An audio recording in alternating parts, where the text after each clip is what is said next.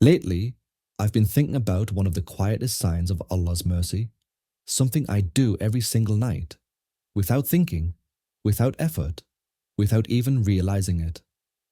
When I sleep, my body turns, it shifts, it adjusts, and the more I reflected on it, the more I realized those movements aren't random, they're care. In the Qur'an, Allah points to this exact detail. In Surah Al-Kahf, when He speaks about the people of the cave, young believers who slept for years, Allah says, "And we turn them to the right and to the left." He could have just said they slept, but He mentioned movement, because that sleep wasn't neglect, it was protection. They were unconscious, yet preserved, cared for, looked after. And when I read that verse, it reminded me of something simple but beautiful. Allah's mercy doesn't require my awareness. Today, science tells us that a body which doesn't move during sleep begins to break down.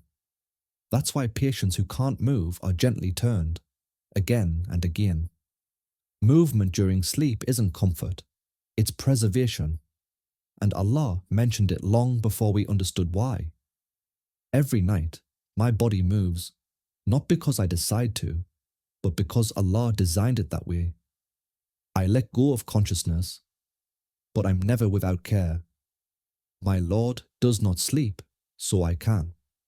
And that gives me peace.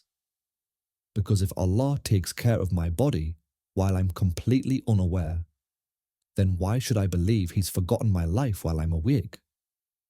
Even when I feel still, even when nothing seems to be changing, Allah is quietly adjusting things for my good.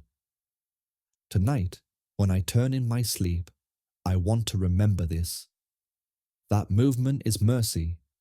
That shift is love. That care is constant.